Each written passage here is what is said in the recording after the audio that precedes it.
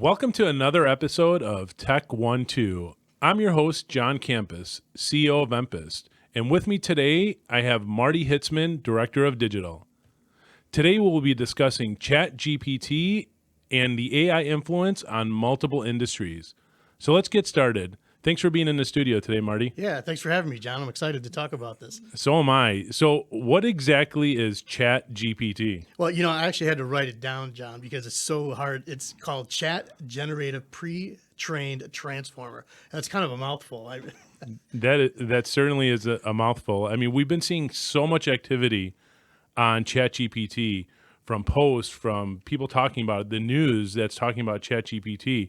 And really today what we want to talk about is how is this being used in industries across many different verticals? How is it being used in business? How is it being used personally as well? But we really want to look at use cases. We want to talk about the impact to the overall business and also some issues with something that's so powerful as it is. So let me just ask you, Marty, what are some use cases of ChatGPT? Well, I mean, the big one that I think of is just using it to write content, or even doing some discovery or even some research to a certain extent. But the problem with it becomes whatever you ask it, it's kind of like garbage in, garbage out. If you don't ask it correctly or ask it in enough detail or tell it what you want back, it's just going to spit back a bunch of stuff, and some of it is wrong, so you have to really, once you use it, check it. So how would someone check the information that's available through ChatGPT? Well, like one of the things we use a product called Jasper AI. So that connects into the whole GPT-3 ecosystem. And what you ask it, like, hey, Jasper, write me a blog article about cybersecurity. And so it'll spit you back, you can tell it 1,400 words, and it'll spit you back 1,400 words. But it might be really repetitive. It also might cover things that are like blatantly wrong. Sometimes it doesn't cite, where's this coming from? So you got to do the research on it and say, does this sentence make sense? And you have to do a ton of editing. But it's still like, think about it, like before you had to go, oh, well, how do I make cybersecurity interesting? Now you can just ask, an AI tool, and it'll at least give you like it'll get your creative juices flowing, so you can go, oh, let me go this way with it, or I don't like that, rewrite it again, and it rewrites it so fast that it allows you to kind of work quicker. So it isn't as cookie cutter. I mean, there's still a lot of work, especially when you just mentioned the example. Obviously, there's many other use cases, which we'll discuss today. But just looking at it from a content perspective, you're not taking content just directly from there. I mean, as in it something that you have to really cater to and customize? Yeah, absolutely. Mm-hmm. And so, and you have to customize it based on audiences too. So, you might ask it something general and then it won't apply to somebody. So you have to customize it yourself. You also have to do, sometimes there's like grammar correction that has to be done in there. So it was interesting. So, this morning I typed in, I wanted to try out some things, and, just something simple that it does is it'll spit back like, birthday celebration, so you say, got any creative ideas for, I'm not going to start the age in there, but, a woman's birthday, and it says, absolutely, here are a bunch of creative ideas, and it puts out private chef experience or spa day. And then it asks you, like, do you want to give this content a thumbs up or thumbs down? And I think the brilliance in what they're doing at OpenAI is they're asking me, like, did you like this? And then I'm telling them, yeah, I loved it. But and then they say, okay, do you have any additional feedback? I'm like, well, what about like a private helicopter ride around a city or tour, or, what about a cruise or something like that, a lake cruise? So you can give it ideas back and it'll only make it smarter. So it's constantly learning. The last statistic I saw was 300 million monthly visitors on the OpenAI site. We've also been seeing with so many people hitting the site's actually gone down. And it's actually throttling who can actually use this now. If companies are relying on some of this, as we're seeing it more in the industries, because we've seen that there are businesses. There was a study that I saw that it was one out of every 4 businesses have replaced an employee to a certain extent. It may not be a full FTE, but replace certain functions or job responsibilities of that individual through ChatGPT or some other type of AI tool. If companies are relying on something like this, what happens when it goes down? Well, I don't know. I think that's why, cars took so long for computers. It's like you don't want them stopping and rebooting in the middle of the street. So I think like you don't want your business to be rebooted. So there's a couple of solutions to that. One is you can use their upgrade to Plus, Chat GPT Plus, or you can get tools like Jasper, which are really just taking a GUI front end on and making an experience for you so that you can access that. And because they're paying them and you're paying them, it allows you to stay up. Like you don't have a lot of downtime on it. Okay, got it. So ChatGPT set the record for the fastest growing user base, and it was launched in November of 2022, I believe, officially when it went to the public, and it set the record for the fastest growing user base. You mentioned OpenAI, which is that nonprofit, but as we know, the biggest investor of ChatGPT and OpenAI is Microsoft with ownership of 49%.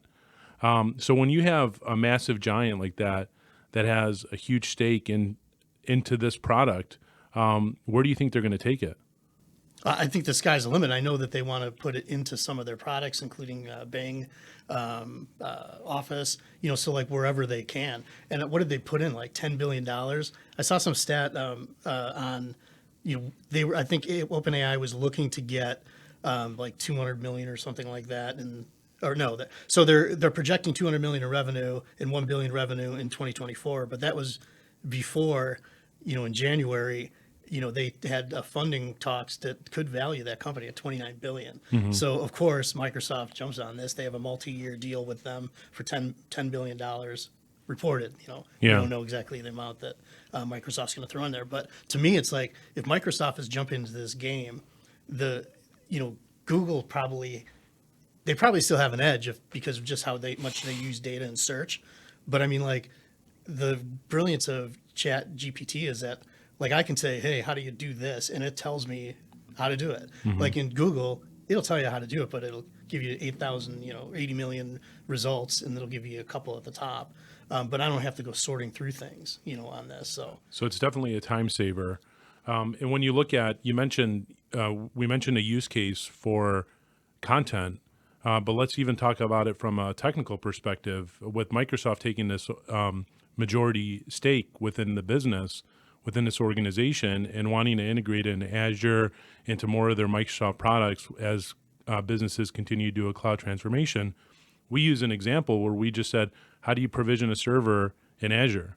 And ChatGPT gave us all the information step by step of what you need to do. So we're looking at automations. We're looking at providing people being more efficient in operations. So, certainly we looked at the content piece of it, but technically, from a technical perspective and other use cases, I see ChatGPT and a lot of these platforms.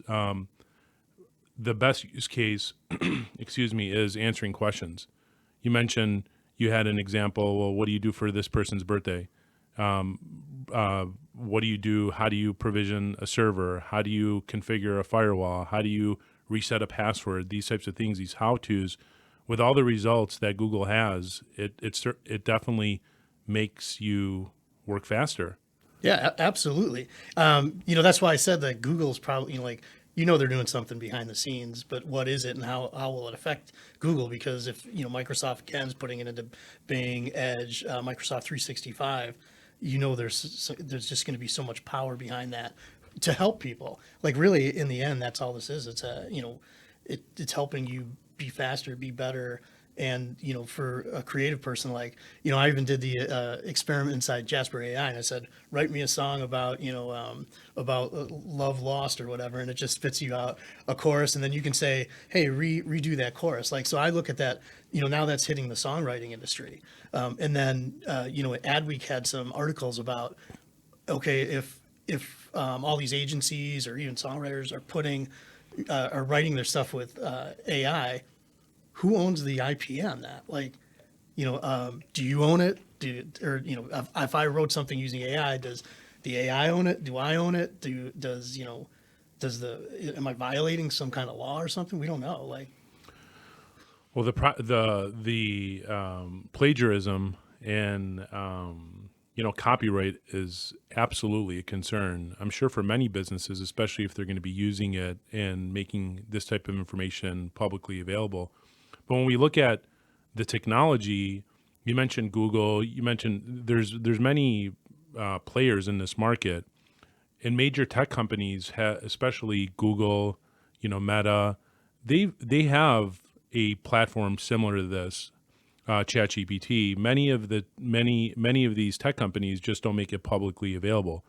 Like, let's not fool ourselves. A lot of this automation, AI driven information is available on the back ends of many of these platforms that we're using today, especially from a social perspective. So these competitors just released, competitors of ChatGPT, as we mentioned, Google, Meta, and many others, just haven't released it out to the public.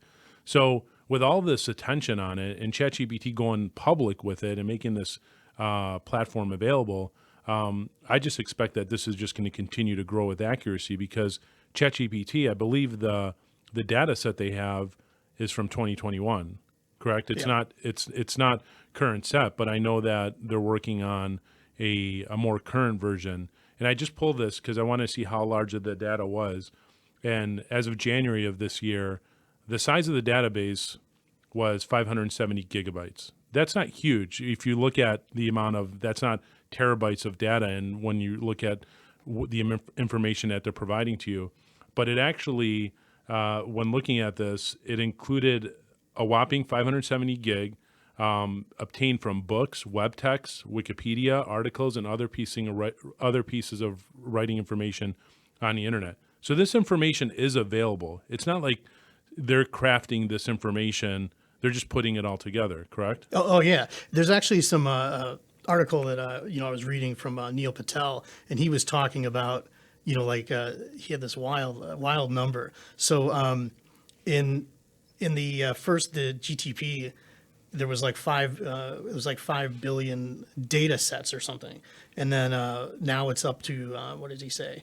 It's 175 billion data sets. So that doesn't mean what you were talking about, space. This isn't space. This is like groups of things and information. So think about that. Yeah. That's incredible. Yeah, and I saw it was 300 billion words were fed into the system. So just imagine, all this information, power at your fingertips. You can search literally for anything from fixing a tire, from replacing a door, from finding ideas for a birthday, or configuring firewalls, all through a single platform. So let's talk about some of the challenges, though, in misuse of the platform. We talked about copyright, privacy, and any other type of misuse. I mean, what should businesses be concerned about when they're using a platform like this? Well, I mean, the first thing that comes to mind is like employment. Like somebody writing a resume. Rewrite this, rephrase this thing in my resume that makes me sound smarter than I actually am. The other thing from a business standpoint is like, if you're in a creative shop and you're writing something for another client, so you're an agency, I'm writing something for a client, and like, at what point in time does the client go, what do I need these guys for? I'll just go, I'll do it myself. Like you said, 1 in 4 have replaced somebody internally inside. And then the other thing is like what I was reading earlier this week was about schools and about kids, writing papers with, hey, ChatGPT, write me an article on, I don't know, differential math or whatever it is. So are you saying we don't have to retain any information? Well, that's the other problem with your brain. Now, how soft is it going to make your brain? As you just reach for these tools, even today we say, hey, Alexa, I don't want to say Siri because my phone will go off and start answering me. But I mean, you're asking a voice, and they're kind of spitting back the same things as Google, though. It's, oh, I found this information on. But I mean, just to, if I can't ask Siri or Alexa to write me a paper, but you can ask ChatGPT or Jasper AI to write you a paper. Mm-hmm.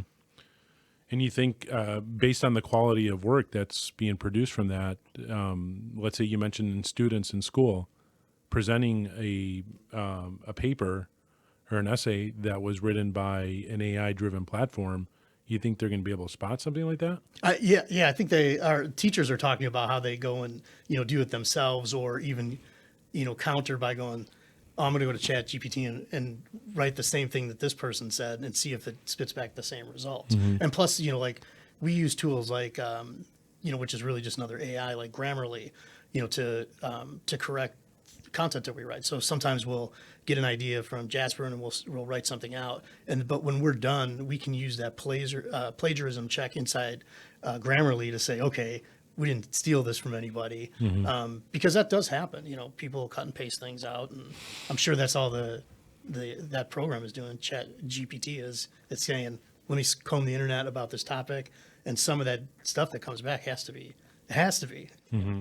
So we know it's not going away. I mean, this type of technology isn't going away, and we know that ChatGPT is working on their new version that should be available by the end of the year, early next year. How should employers really embrace the use of this when we look at it just within the workplace? The workplace, there's many different use cases. I think people will find different use cases on a daily basis of what it can be used for. But how should employers really embrace? Should they make an announcement that we're investing or utilizing this type of tool as an additional knowledge set to make teams more efficient? For example, within our business, we provide support services to businesses from a technical perspective. How can businesses utilize something like that to make the support process more efficient and faster for the end user to continue improving the client experience for the customer? But where do employers really look? I mean, should they be embracing this technology? Should they shy away from it? What should they do? I think they should totally be embracing it. I mean, we always want to do more, and the only way to do more is to have tools that help you be more productive. So, I mean, in the case of like our business, like, can you imagine if we can put some sort of AI behind, help desk support, so our first level people can actually do second level things or harder things that need to be solved. The user can kind of self-help themselves. If you're in sales, hey, how do I write some compelling text? Write me some compelling text to, convert somebody faster. You can use it in there. In shortcutting like technical documentation on things. It can help you and aid you. And it's not just ChatGPT, or Jasper or something. There's other tools out there like Grammarly that can help you write things better and faster to improve it. So like we should embrace it. And communication is still everything. As we use these tools, it should also improve our communication with each other. So for all the risks that these types of platforms pose to an employer or employees, I mean, they should certainly leverage the benefits. Oh, totally. They should leverage a benefit. But you do bring up a good point, like the risks and things. Like, what happens if you're feeding back information into the machine, that's private, or like what's the security implication on that too? Like, what if a large corporation is got all the employees using this and the machine's starting to learn about the business? I don't know about that. That's above my pay grade. That's probably more in your wheelhouse. Well, the machine is constantly learning. So every input that users are entering within the platform, they're retaining that. That's their information now, and now they're trying to make their system smarter and smarter. So absolutely, imagine someone goes in there and puts some confidential information that is proprietary or unique to the business or to their clients. That would be a big concern for me, and I'm sure for many other businesses, not just in the tech space, but just across, any type of intellectual property that a business may have that may now become available in the public spectrum. Yeah, and that's one of the things you always talk about is like what's our biggest threat, here to our business is people. Lack of training, knowledge. If they. We have all the training with KnowBe4, to make sure that we're not clicking on things that we shouldn't. We're looking, think about that. Somebody's using this and, like you said, feeding it into the machine, and you just inadvertently, you're trying to do something good for work, and you inadvertently, put out, I don't know, maybe some, something that's private or something that's, an IP to us. Yeah, personally, I really like the answering questions capabilities of it. Just being able to answer questions that can simplify the search that you may be looking for. But I also know that developers are using the platform to write lines of code. For example, what's the code to create a contact form in WordPress, and it's spitting out all the code.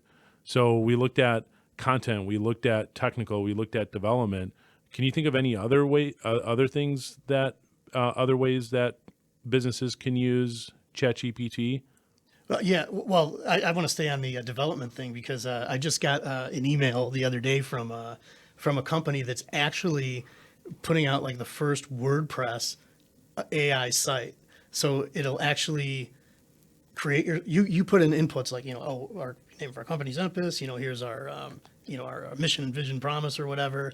Here's the kind of personality that we want to write in, and here's the kind of imagery we want to use. And it will go out, build your site, and then not only do that, but it will every day update your content to the latest SEO search and everything. And so back to you, what can companies use it for? SEO definitely would be helpful in with ChatGPT or any of those other tools. Like we're embarking on our own SEO updates and things like that. So this can really help us with that.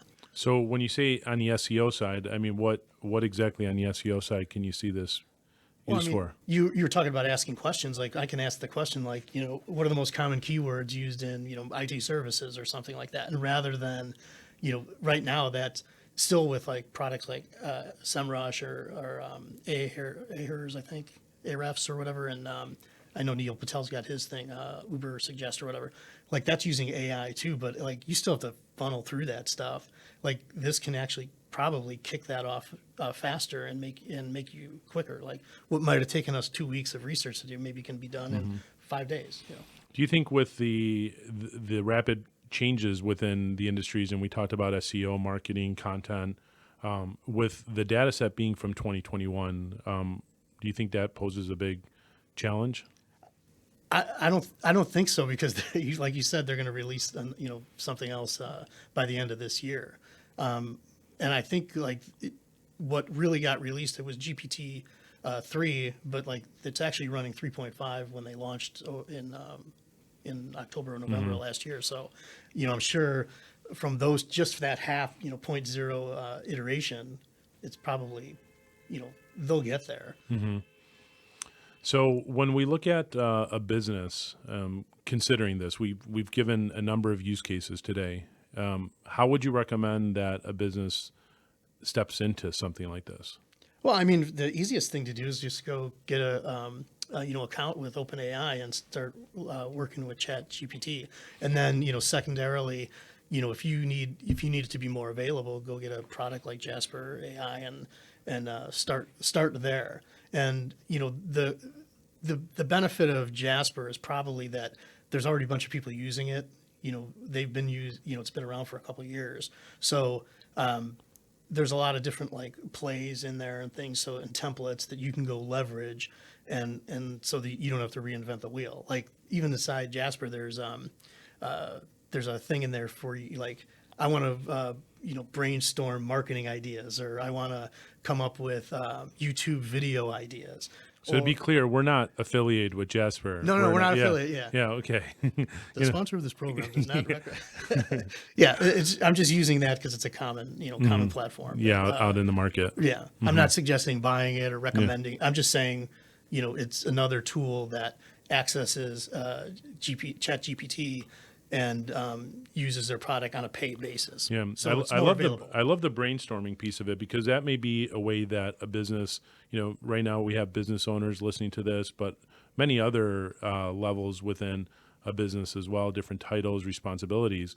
Just go create a free account, create an account, go to the website, ask a question, and you'll be amazed by the response that you get. And it's actually typing out the response faster than you could probably even read it, which is amazing. So yeah, stepping into it, I wouldn't recommend just buying a product like this or subscribing to it and saying, okay, Tom, Bill, and John, you guys are gone, because we're using this new platform. And the study that I mentioned, I mean, there's many different surveys and studies.